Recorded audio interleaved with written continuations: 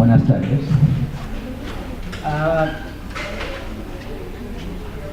Tengo un montón de diapositivas, muchas en español, algunas en inglés. No se preocupen, yo las voy a ir traduciendo. Es más para mí que para ustedes, como recordatorio, ¿no? Aunque sea internista, nosotros vemos muchísimo pacientes que tienen problemas prostáticos, obviamente, de los cuales los más importantes son los que vamos a hablar, que es la hipertrofia prostática y el cáncer de próstata, sobre todo el cáncer de próstata temprano, ¿no? Solamente esto para explicar un poco de cómo funciona el sistema. Es importante que sepan.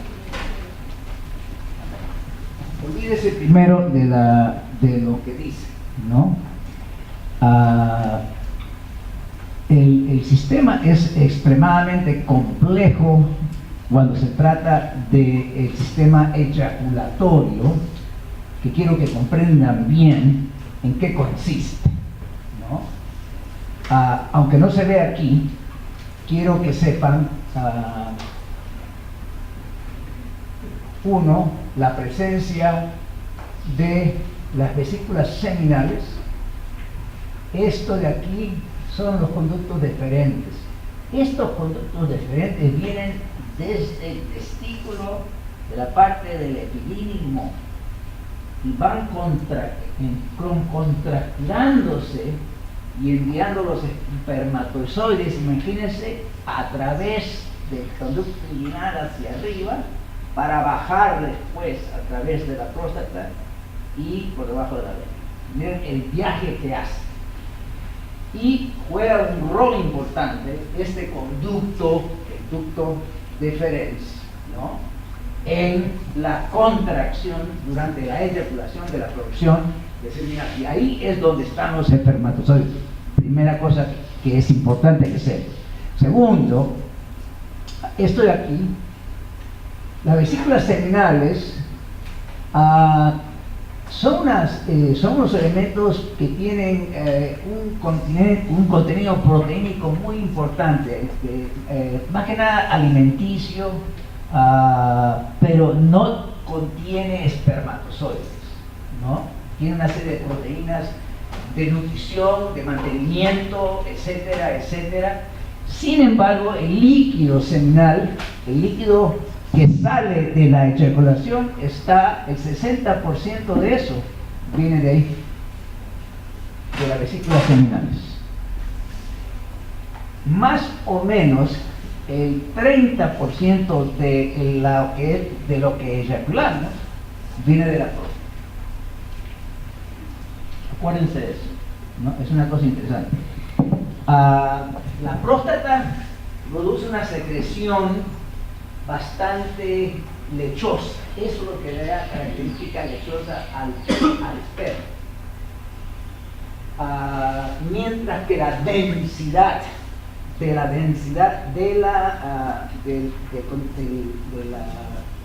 elemento eyaculatorio lo da la sustancia que viene de la vesícula seminal, ¿no? Todos ellos se unen aquí en lo que se llama el conducto eyaculatorio, pero tiene que atravesar sobre la próstata. Ahora, aquí debajo de la próstata hay unas glándulas muy pequeñitas, ¿no? Se llaman subprostáticas, que producen un líquido alcalino, y durante la erección se va liberando en gotitas, cada minuto unas 6, 7 gotitas, como va lubricando, ¿no?, para que cuando la erección ocurra salga no solamente, pues obviamente, pero acuérdense lo que quería decirle de la unidad de todo lo que tiene que estar pasando para que una eyaculación sea normal. El contenido de la vesícula seminal es alcalino. Acuérdense, el contenido vaginal tiene una tendencia más o menos acídica. Segundo,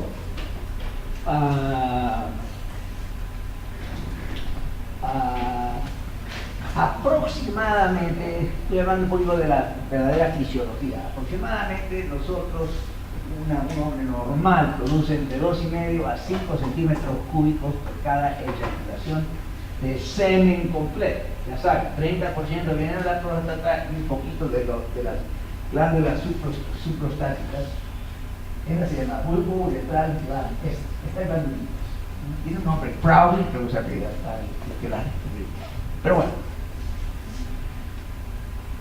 en cada centímetro cúbico, con cada mililitro de los 5 mililitros que se producen, hay entre 50 a 150 millones de espermatozoides. Vamos a hacer un promedio de que sean 5 centímetros cúbicos y vamos a decir 100 millones. Multipliquen el número de espermatozoides que sale por cada eyaculación. Sin embargo, uno solo va a penetrar en un ciclo normal.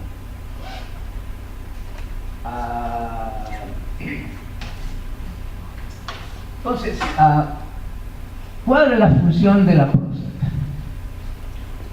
Acuérdense que es el principio de la uretra. El principio de la uretra. La uretra perineal no se ve aquí, ¿no? Pero este comienza al principio de la uretra y por su posición, si es que algo pasa con el tamaño o la tensión o la musculatura, puede obstruir el conducto urinario. Y de eso vamos a hablar un poquito, de qué cosa es ¿cómo se llama? La hiperplasia prostática. Aquí dice que secreta un tren que es delgadito, milky, lo que es el producto lechoso, un poquito acídico. Acuérdense de lo que viene de aquí, es bien alcalino, más o menos 7.7. El líquido prostático es un poquito acídico para más o menos contrarrestar esa alcalinidad. Sin embargo, no lo hace completamente y lo que sale sigue siendo un poquito alcalino, necesario para contrarrestar la acidez de las secreciones vaginales, que pueden comprometer a la función del... Otra cosa que es importante es que contiene semiplasmina. Estoy hablando de líquido prostático, ¿no?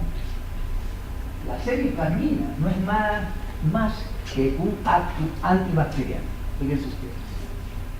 Y una acción antibacteriana importantísima, porque usted sabe, la vagina femenina tiene una serie de organismos no necesariamente patógenos que pueden comprometer la función del espermatozoide. Y la próstata tiene esa función, fíjense. La otra es este antígeno prostático. Este famoso antígeno prostático es una proteína cereasa. Yo no sabía, hasta hace mucho, que cuando el eyaculatorio entra a la vagina, en más o menos 15 minutos se coagula completamente. ¿No?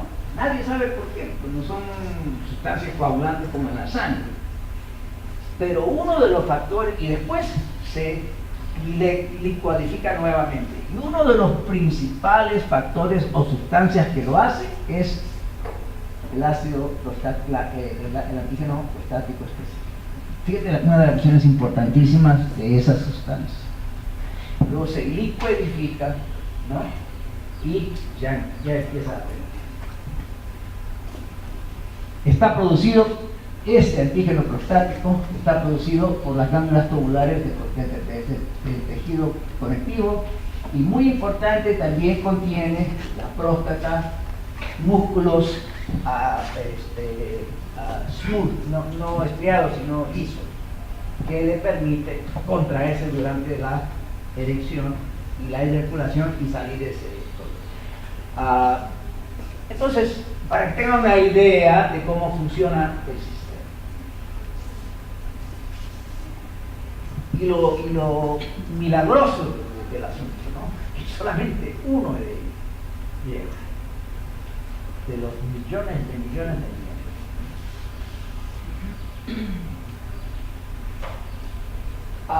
Otra cosa, miren la cantidad de receptores adrenérgicos que tiene la próstata, además de la parte de la vejiga, ¿no? O sea, es bien sensible a los simpáticos miméticos, ¿no? Pero también es muy sensible a los bloqueadores de esos receptores alfa, que son una de las cosas que nosotros usamos médicamente en aquellos pacientes que tienen el agrandamiento prostático con síntomas de retención. De eso vamos a hablar un poquito. Es uno de los tratamientos médicos que usamos. Acuérdense de esto, la enormidad de los sectores adrenérgicos que tiene la próstata, ¿no? Y le permiten, por supuesto, no solamente, o sea, cuando hablamos de la hipertrofia benigna prostática, no estamos hablando de un problema estructural nada más, no es solamente el agrandamiento, sino también funcional. O sea, que hay un componente de tamaño y hay un componente de contracción que producen los síntomas obstructivos.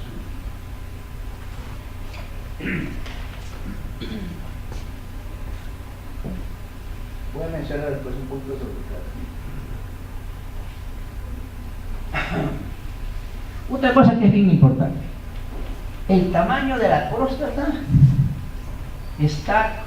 se debe a una hiperplasia de las células prostáticas, no a una hipertrofia. Quiero que se acuerden de eso. O sea, el número de las células prostáticas prolifera. No sabemos por qué. Pero no se trata de una hipertrofia, o sea, agrandamiento de los elementos celulares o fibrosos que están ahí y que se agrandan, ¿no? Aquí hay una proliferación celular. Acuérdense de eso. O sea, un aumento en el número de células y no un aumento en el tamaño de esas células. Es glandular en carácter, obviamente. Las pequeñas, los pacientes que tienen una próstata bien pequeñita van a ver que la gran mayoría del contenido es fibromuscular. Es estroma fibromuscular y no es glándula. Esto va a ir a hacer un poquito más de entendimiento cuando sigamos con el proceso de qué cosa es y qué hacemos por esto, porque es extraordinariamente común en los hombres. Yo no conozco ninguna chica aquí que tenga no sé, de repente alguna por ahí, pero esto es un problema exclusivamente de los hombres, pero desgraciadamente es muy común y muy peligroso. ¿Qué es lo que regula la próstata? La testosterona, ¿no? Y acuérdense de dónde se produce la testosterona, en las células de Leydig, en el testículo. Y eso está estimulado por cuál de las hormonas hipofisiarias, así. ¿Cuál? LH, acuérdense de eso. La FSH, eso vamos a hablar el lunes cuando hablemos del proceso de testosterona, la baja testosterona, hipogonadismo, pero vayan contándose de eso. La FSH estimula las células de Sertoli. Estas células lo que hacen es aumentar la proliferación del elemento tubular testículo, ¿no? Y el mantenimiento de la. ¿Recuerdan de esto? Estamos hablando de la LH y de las células de Leydig. Ya les dije, este líquido específico de la próstata más o menos da del 10 al 20, les dije más o menos 30%, depende de lo que lean, ¿no? De 10 a 30%, y le da ese característico lechoso. Acuérdense, ¿no? Que vulgarmente hablamos de leche, ¿no? Pero lo que le da la densidad al semen es lo que viene de los conductos vesicales. Contiene prostaglandinas, ácidos fosfáticos, y la sustancia antibacteriana de la cual hablamos. Fíjese la función importante del líquido prostático, ¿no? Y esta glicoproteína, este líquido así llamado PSA, acuérdense, licuefacta el semen y permite que el esperma pueda nadar libremente, ¿no? Además de ser el mejor marcador tumoral para el cáncer, y esta es la cosa que después vamos, porque la segunda parte de la discusión va a ser el cáncer. Y el problema que ha causado el descubrimiento de este famoso PSA, ¿no? Y que veo que desgraciadamente en nuestro país, yo acabo de llegar no hace mucho, y me encuentro con la enorme sorpresa de que sí seguimos haciendo la estúpida aleatoria el screening a pacientes de 50 a 55 años todos los años, totalmente sintomáticos, que veremos infección. Ya les voy a explicar por qué no se debe hacer así, ¿no? Acuérdense de la licuefactación, cuando hablaba del semen que se coagula dentro de la vagina por un tiempo determinado. Y esa tiene una función importantísima, también esa licuefacción. O sea, no es solamente un marcador, tiene una función extraordinaria en el proceso de... Ahora, no voy a hablar de esto porque ya es un poquito más... esto lo puse en español, pero salió feo. ¿Qué causa? Bien, cuando nosotros envejecemos, como así ustedes tienen menopausia, nosotros tenemos una andropausia. La cantidad de testosterona que producimos disminuye, ¿no? A niveles significativos. En algunos, patológicamente, eso vamos a hablar de algunos, tenemos que tratar. Entonces, si eso es verdad, y la testosterona es la que estimula el crecimiento de la próstata, porque carico, cuando nos hacemos viejos, la próstata se cae. ¿Entiendes? No tiene ningún sentido, ¿no? Cuando envejecemos, la cantidad de testosterona disminuye, ¿por qué aumenta? La verdad, no sabemos por qué. No tenemos ninguna idea. ¿Cuál es la etiología del crecimiento? No se trata... Ahora, acuérdense de eso. ¿Le puede venir alguna pregunta? Aunque la investigación esté en curso, ¿cuál es la raíz de la prostata? Aún no se ha establecido, pero hay algunas teorías y se las voy a mencionar. Dos factores destacan. Uno, el aumento de la edad, por alguna razón, y antecedentes familiares. Eso es muy importante, muy importante. Así como el cáncer de la próstata, hay antecedentes, y en pacientes afroamericanos también, por ejemplo, vemos una incidencia mayor, ¿no?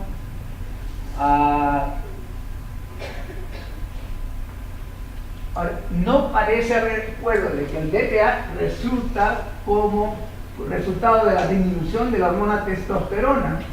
Obviamente, ¿no? No puede ser, porque la testosterona hace que se haga la mayor concentración de otra hormona, estrógenos. Nosotros también tenemos, así como hay una alfa reductasa que transforma la testosterona en dihidrotestosterona, que es la más importante, tenemos aromatasa que produce estrógenos a una cantidad muy pequeña. Aunque los estrógenos tengan una importancia muy significativa en el mantenimiento de la salud del testículo, en elevaciones puede producir tal vez parte del engrandamiento de la no sabemos si es así.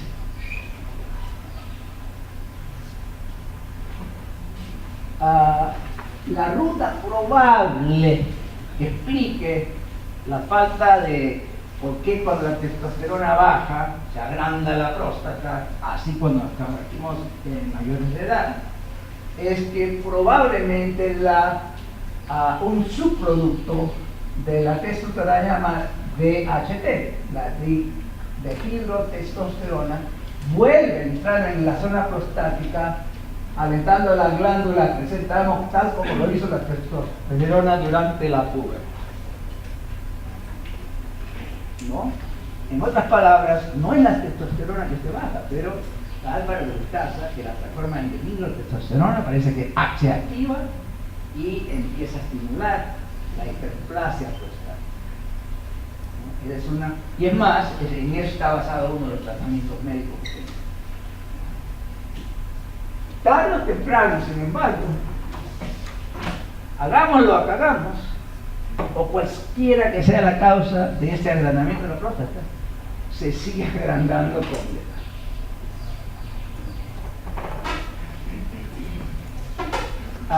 Esto lo saqué del currículum de la Sociedad Urológica del Canadá, que es relativamente actual.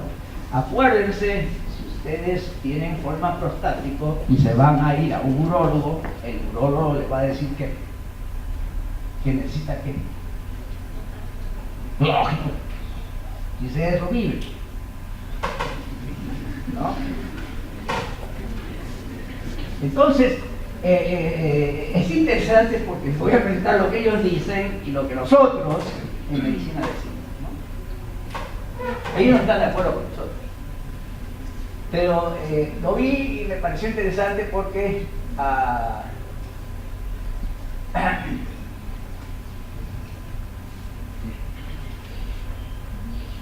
epidemiología, el 70% de los hombres en la edad de 70, ¿no?, describen problemas urinarios debido al agrandamiento prostático. Esa es la enormidad del tema.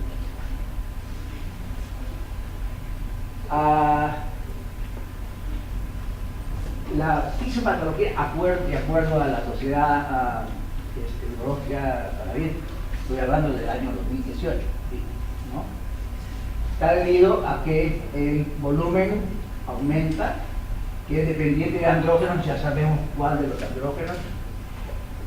Fíjense lo que dicen, los síntomas correlacionan con el tamaño de la próstata, pero no es una correlación muy fuerte.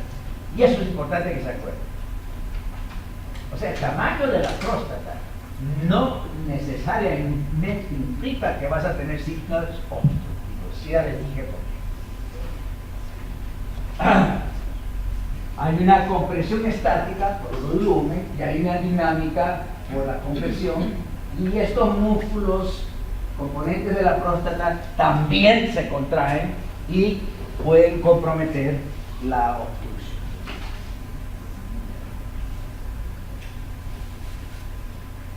Esto, luz, voy a acelerarme un poquito más, pero es importante.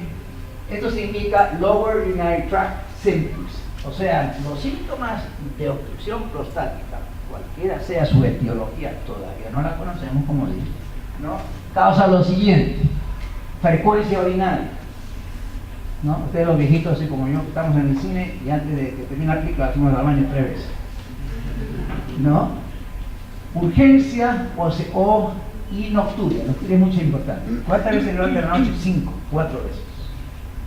Son síntomas irritativos de obstrucción, ¿no? Muy importantes. Ahora, si lo sientes, es importante tener esto en cuenta, porque si el paciente es asintomático no le vas a hacer nada. No lo vas a tratar, obviamente. Y también tienes esa sensación de que terminé o no terminé, ¿no? Las mujeres saben eso cuando tienen las enfermedades, infecciones urinarias de la vagina, de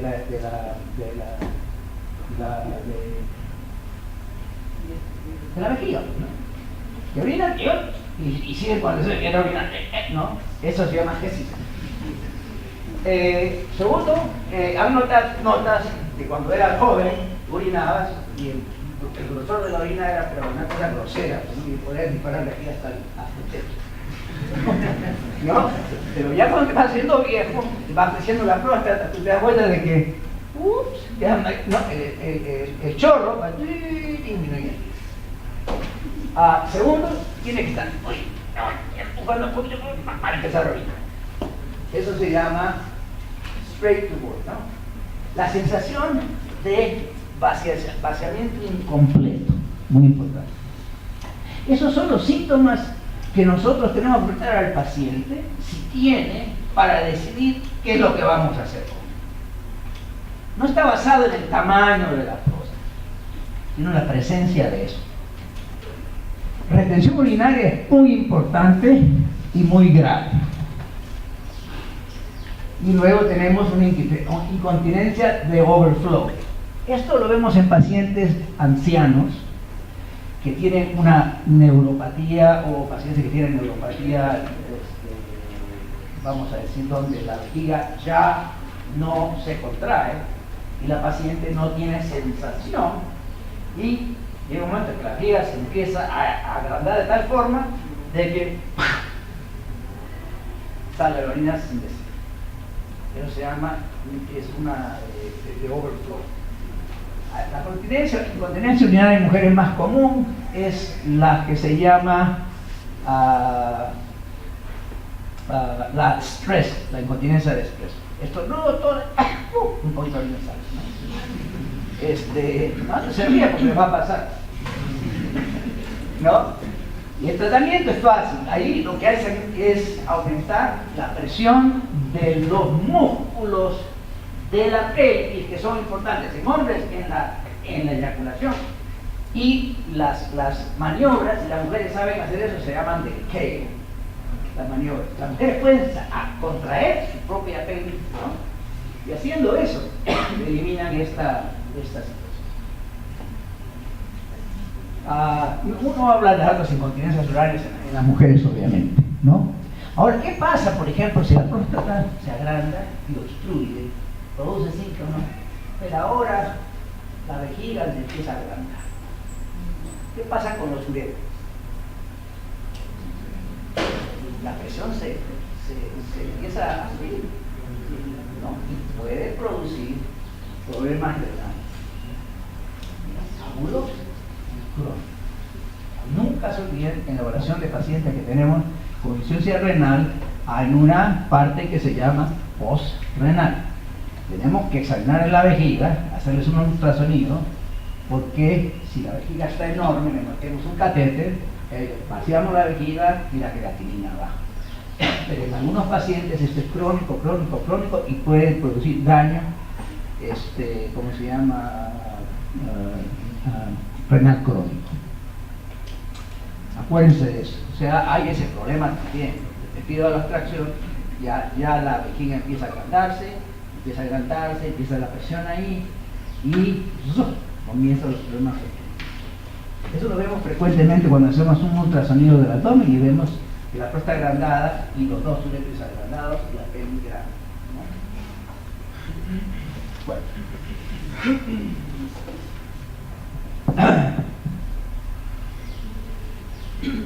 No, hablar, yo creo que el doctor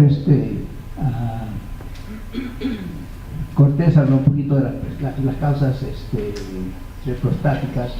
Estas son las causas prostáticas.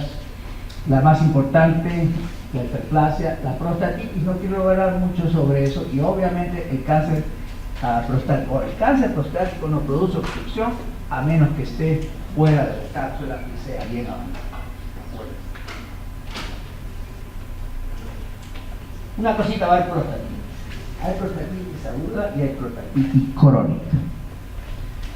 El tratamiento de la prostatitis es prolongado y depende de la edad del paciente. Si el paciente es sexualmente activo, las bacterias generalmente son la clamidia y la gonorrea. El antibiótico que ustedes van a usar, obviamente, tiene que ser sensitivo a esos dos bichos. Pero si eres mayor de 50 y no eres un playboy, ¿no? La mayoría de las bacterias son los coliformes, ¿no? El E. coli y la Klebsiella. Entonces, en ese caso usamos nosotros las quinolonas. La próstata tiene una irrigación bien pobre. La ventaja de los quinolonas es que tienen un tamaño tan pequeñito que penetran, pero tienes que tratar al paciente por lo menos 6 semanas. Es lo único que quería mencionar sobre la próstata. ¿Cómo evaluamos a un paciente que viene con esos síntomas, ¿no? Uno, los los síntomas que hemos hablado, de obstrucción. Segundo, si tiene infecciones urinarias, un hombre nunca tiene infecciones urinarias, a menos que haya una obstrucción. A diferencia de la mujer. Acuérdense de eso.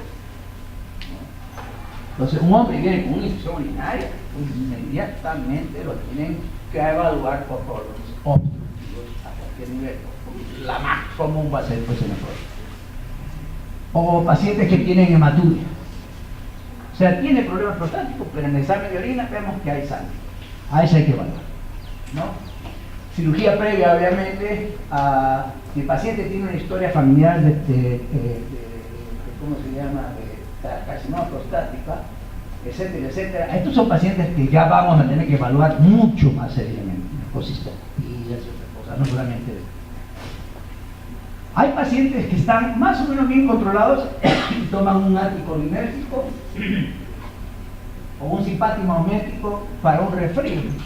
Y de repente ¡pum!, se obstruye la próstata completamente y la vejiga se desgenera. Y llegan al hospital con un dolor horroroso. Completa obstrucción de la próstata por los antimuscarínicos que bloquean los adrenales. Y lo he visto con mucha frecuencia. Es una cosa increíble. O sea, es tan estable, ¿no? Con su próstata su hiperplasia. Pero tomaron algún antihistamínico, algún y ¡guau! Es más, tenía un paciente rápidamente en Estados Unidos de origen mexicano que había trabajado toda su vida en la planta de Jeep y tenía propiedades en México. ¿Qué le pasó? 3 veces. Yo empecé a tratar con medicaciones, pero él no las tomaba como buen mexicano o como buen hombre. Cuando soy más que no las tomaba. ¿Y qué pasó 3 veces? Entonces le hicieron hacer una tibio aquí, que es un raspado de la próstata, que voy a hablar. El pobrecito lo infectaron, tuvo una sepsis, entró en shock, entró en un sepsis, y cuando terminó toda la historia, el hombre parecía que había envejecido 30 años, irreconocible.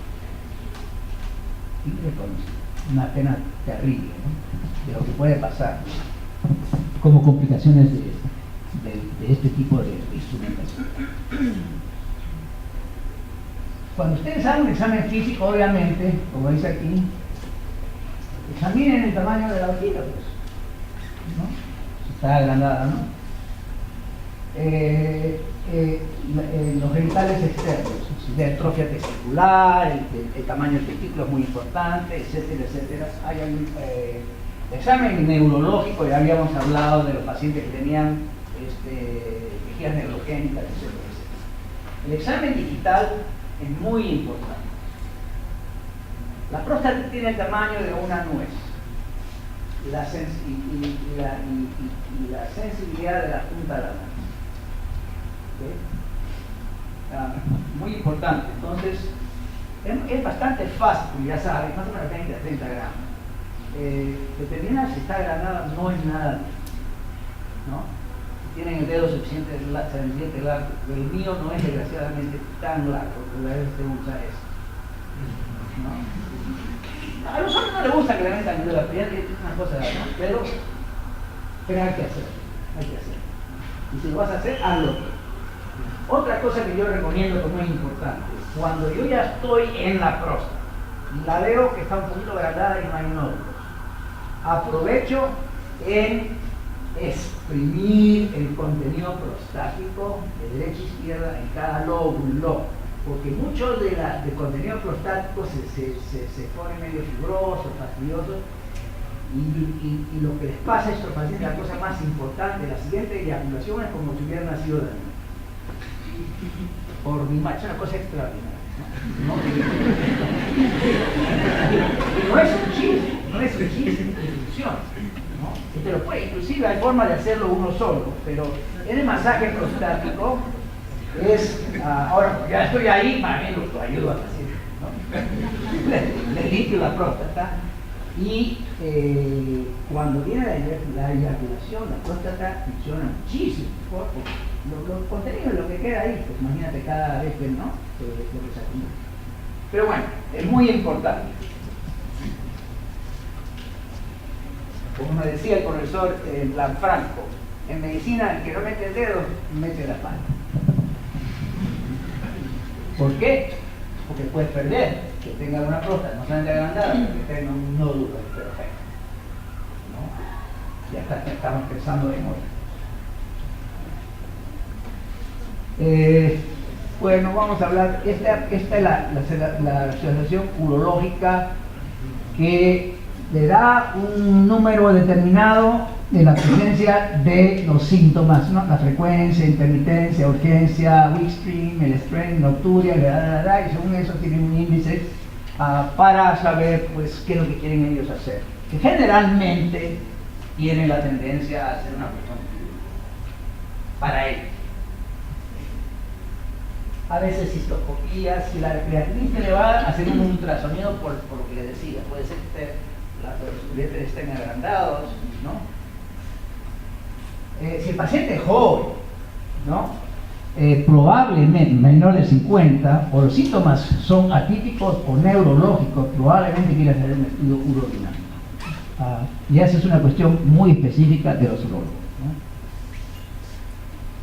¿no? O un hombre joven que tenga incontinencia. Ese paciente necesita una evaluación mucho más. ¿Cuáles son los tratamientos? Y de ahí voy a terminar con esto. Los bloqueadores alfa, como les decía, hay muchos de acción intermedia e inmediata, son muy efectivos en aliviar la obstrucción dinámica. También tenemos los 5 alfa reductasas inhibidores, hay 3 en el mercado. No les voy a decir el nombre, pero esos disminuyen el tamaño de la próstata, el problema, porque impide que la testosterona se transforme en dihidrotestosterona. Bien, el problema es que toma 6 meses para que funcione. Y segundo, producen eyaculación, ¿cómo se llama? Reactiva. Ahí lo voy a decir. Y aunque usted no los cree, un pariente del Viagra, Talantamafenil, Olcialis, en 5 miligramos en forma diaria, también produce una disminución en la obstrucción, pero ya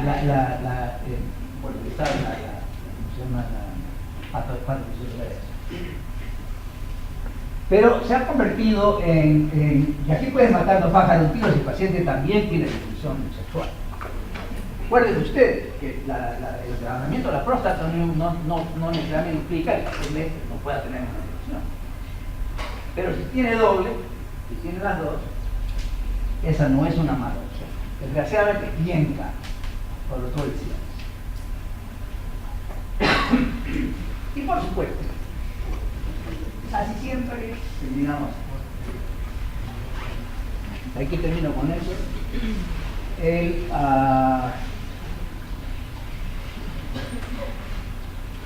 Acuérdense del tratamiento, la próstata tiene una cuestión dinámica, que es la contracción muscular, y la oca, que es pues el agrandamiento mismo.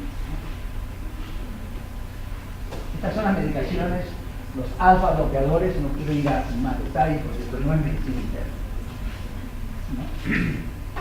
Pero aquí está el problema de los alfa bloqueadores, producen hipotensión, etcétera, etcétera, etcétera.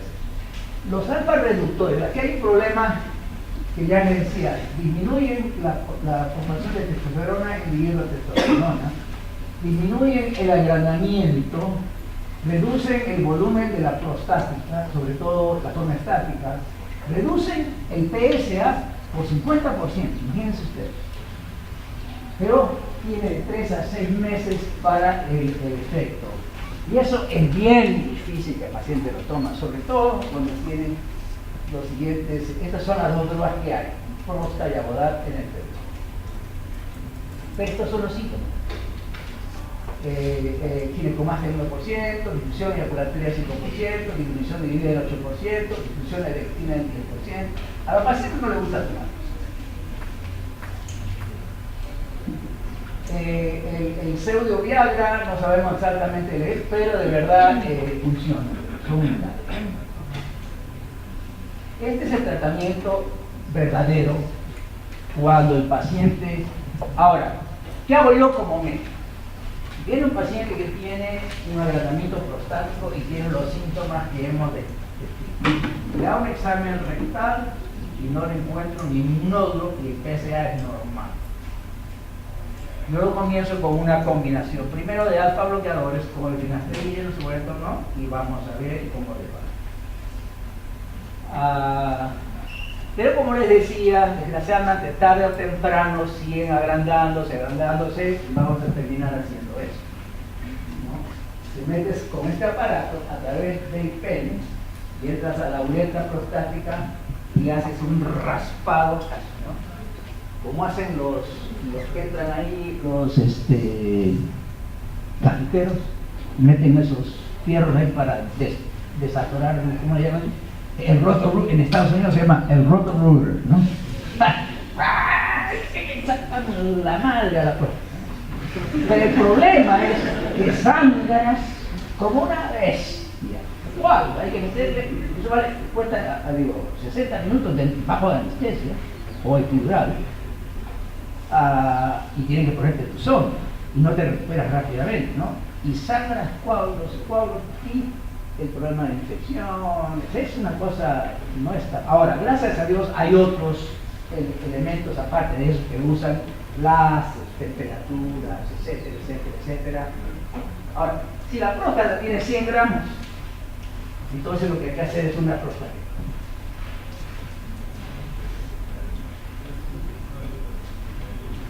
¿Qué pasó?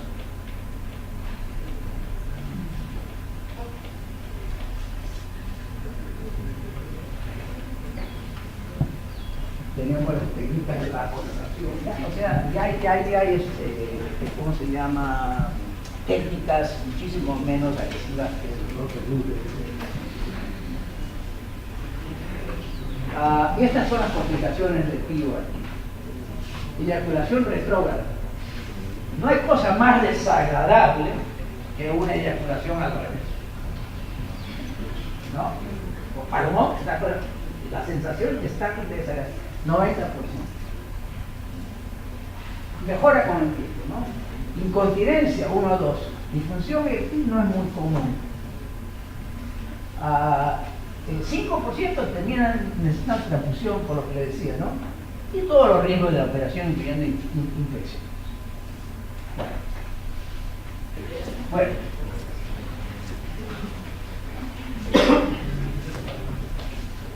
Después el cáncer de la piel, el cáncer de la próstata es el segundo cáncer más común en el mundo entero. Causa 7% de las muertes por cáncer en los Estados Unidos.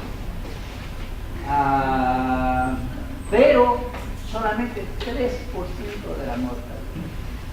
Es una cosa que tienen que tener ustedes en cuenta. Viene a hablar en detalle el cáncer de la próstata, que es, vamos a caso, les voy a hablar cuál es el verdadero problema. Bien. Antes del descubrimiento del PSA o del antígeno prostático, ¿no? Era un gran problema porque muchísimos pacientes venían, como les dije, la mayoría de los pacientes que tienen cáncer de próstata que es temprano, no tienen síntomas completamente.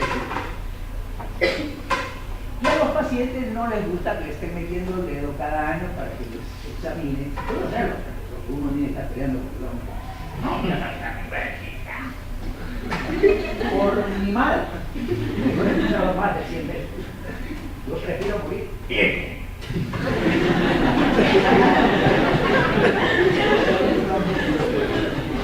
Un paciente mexicano macho.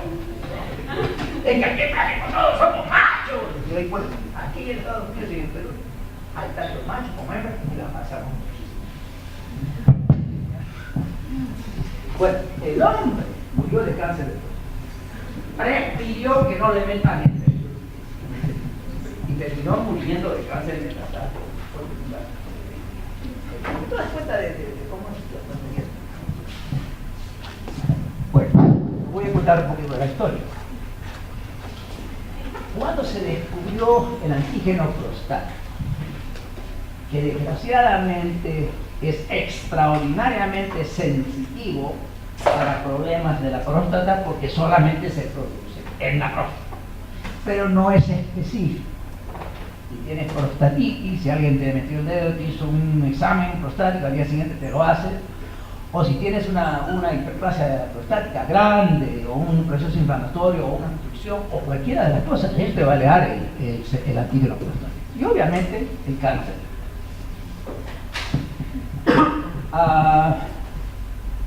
Como no voy a hablar del cáncer prostático avanzado, porque no es el tema para ustedes, lo que pasó fue lo siguiente. ¿Qué pasaría? La idea vamos a hacer cómo podemos nosotros prevenir el cáncer en pacientes asintomáticos a partir de la edad de 50 o 45 si tienen historia familiar o son afroamericanos. Si le hacemos un antígeno prostático anualmente. Y aunque no lo crean, lo empezamos a hacer. Todos los años, incluyendo el que hago, a todos estos pacientes a partir de las 50 o 55, les hacía, así como le hacemos un chequeo general, le hacemos un PSA. Hoy encontramos una epidemia de elevación del PSA. Y obviamente una preocupación extraordinaria. ¿Por qué? Porque ¿cuál era el segundo paso? El segundo paso era hacerle un ultrasonido transrectal, ¿no? Y veíamos si había algún nodulito, y los urólogos le meten una aguja y le hacen 20 cortes, de 18 a 20 cortes, que es brutal, a través del recto, ¿no? Y eso lo llevan al microscopio y hacen lo que se llama la clasificación de Gleason, ¿no? Basado en el tipo de cáncer y el número de biopsias. Pero si a ustedes le meten una aguja por el rabo a través del recto 10 a 15 veces y sangran como perros, ustedes van a venir a pitear. Desgraciadamente, basado en eso, muchísima gente fue tratada. Y el tratamiento del cáncer de próstata es obviamente agresivo. Aquí ya no es el raspadito y el rato. Aquí hay que sacar la próstata o meterle un BIM radioactivo o hacer una radiación externa con complicaciones bien serias.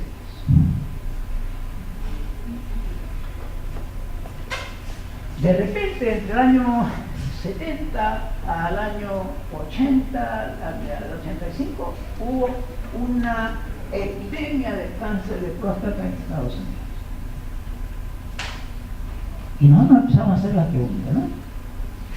¿Qué pasa? ¿Qué tiene que esto que ver? Si no le hubieran hecho la biopsia, ¿qué pasa? ¿No? Y aunque ustedes no lo creen, hubieron pacientes gravísimos que dijeron, yo no. O sea, mi PSA está elevado, pero la próstata es normal. Quiero que me observen y me sigan. Cada año. Lo voy a comparar a aquellos pacientes a que les metieron los implantes radiactivos o le hicieron la prostatectomía, etcétera, etcétera, etcétera. Bueno, resulta que ya tenemos estudios de más de 15 años y no hubo ninguna diferencia. Ninguna. Fíjense ustedes. Nunca nosotros podemos saber cuál es el paciente que tiene la más. Cuando decía, por ejemplo, que el finasterida, que achica el tamaño de la próstata y baja el PSA por debajo del 50%, algunos estudios publicaron que previene el cáncer de próstata. Probablemente sí, porque bloquea pues la transformación de no. Sin embargo, hay un porcentaje de pacientes, y no sabemos cómo identificarlos, que tienen el cáncer de próstata agresivo, ¿no? Y son aquellos que van a terminar haciendo una metástasis. No sabemos hasta ahora. Bueno, con todos estos datos, la Asociación Americana de Medicina Interna más grande del mundo, del cual yo soy fellow, para ser fellow tiene que ser elegido. No, ahí no te has escrito. Tus colegas te eligen para ser un fellow de la asociación. Empezaban a hacer esa pregunta. Deberíamos determinar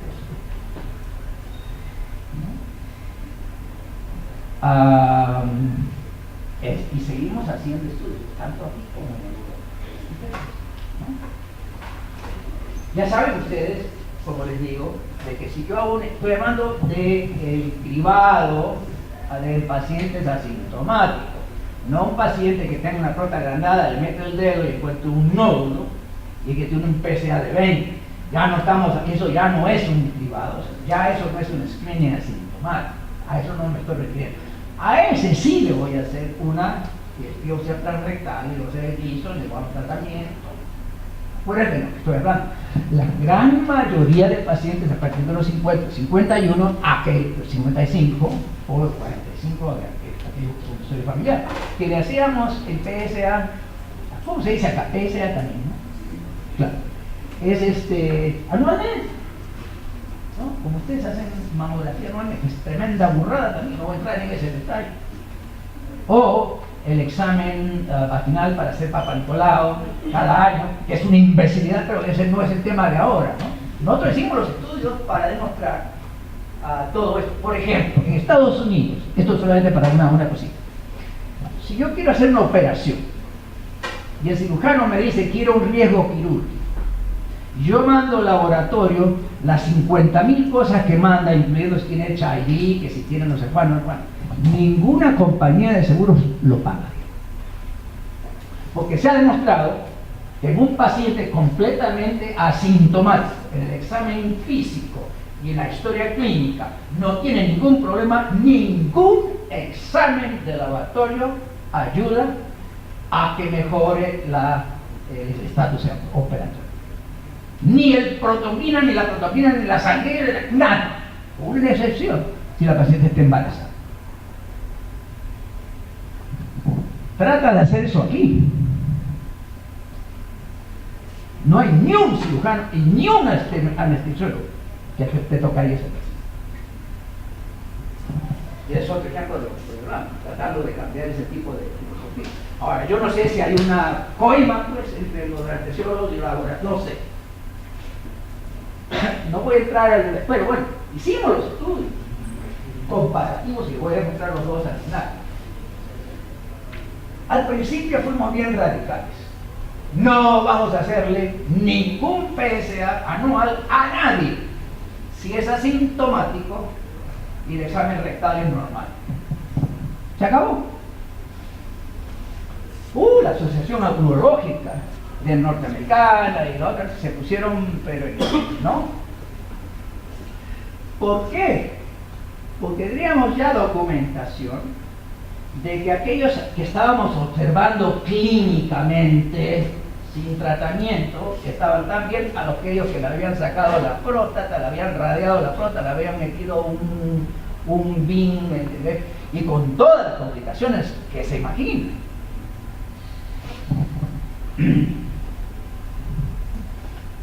Entonces, hubo una revolución, pero del cariño tremendo, ¿no? El año pasado tuvimos que ceder un poquitito.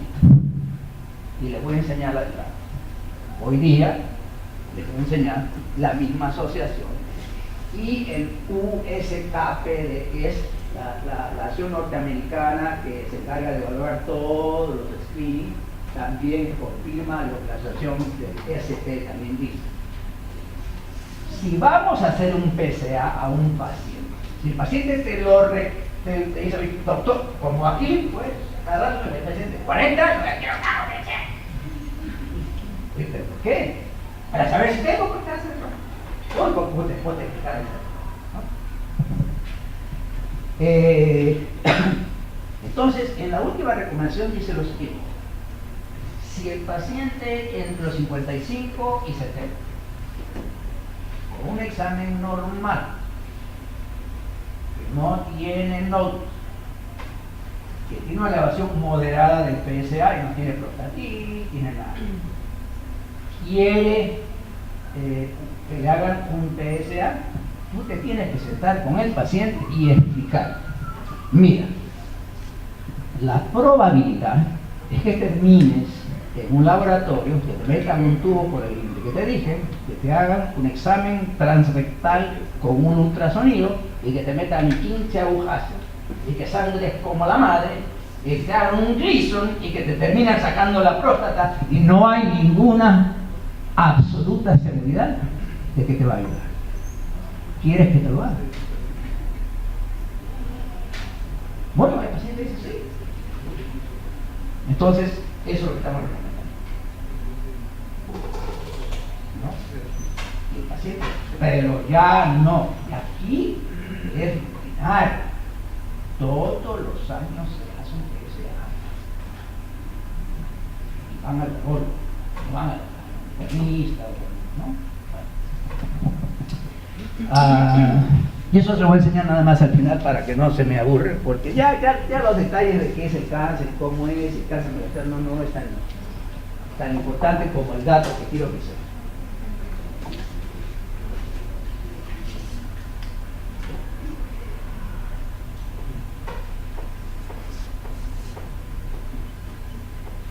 Ahí es donde se produce la enzima proteasa cereasa en estas glándulas que ven ahí, donde se produce el PSA. Ya saben qué es lo que hace el PSA. No vamos a entrar en detalles, les voy a enseñar solamente los estudios y las recomendaciones que usamos hoy.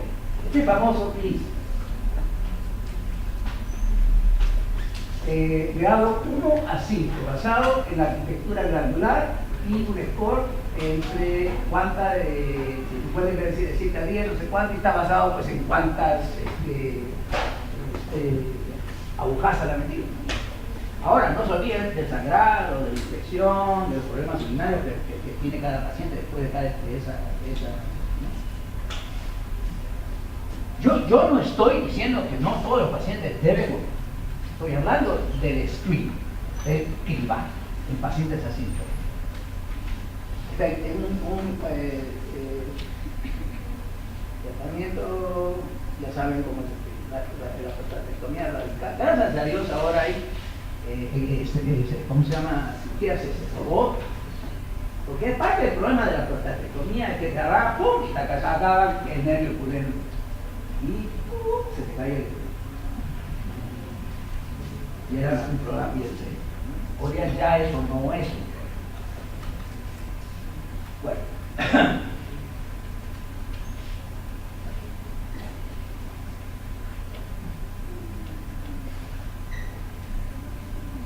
Esta es la introducción de las semillas, de las semillas, ¿cómo se llaman? Adaptivas. Ahora quiero terminar con esto. Esto es avanzado, imagínense ustedes la situación. Miren ese cáncer metastático en la columna.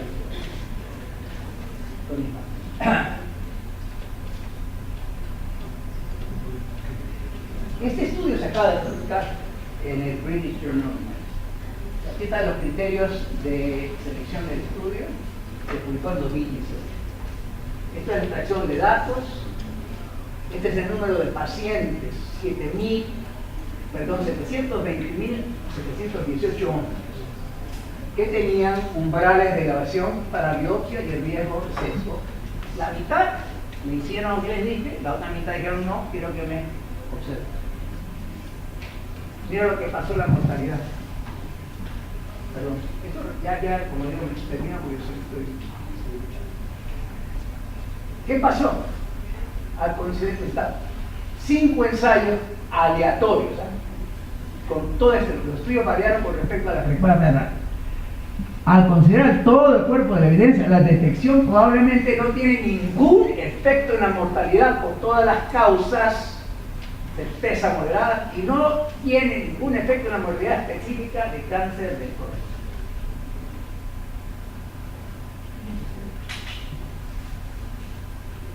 Y acá puede tener un pequeño efecto en la mortalidad. Esto corresponde a una muerte menos por cáncer de próstata por cada 1000 hombres examinados durante 10 años. O sea, para salvar a uno haciendo esta estupidez, del cribado estoy hablando, tú tienes que agarrar a 1000 hombres por 10 años para salvar una vida.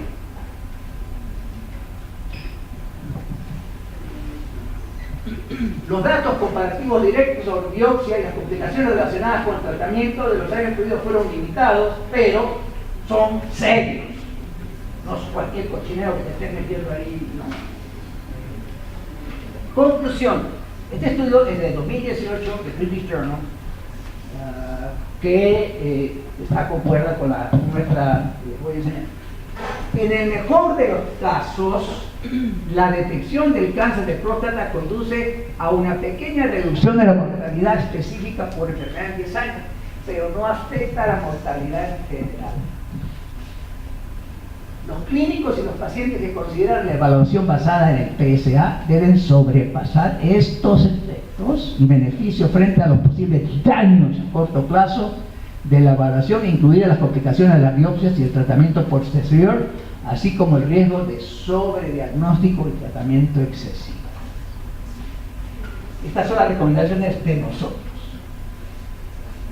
Para los hombres entre 55 y 69, la decisión de someterse a un examen periódico basado en el antígeno prostático para el cáncer, detección de cáncer, debe ser individual. Ahí cambiamos lo de, ¿no?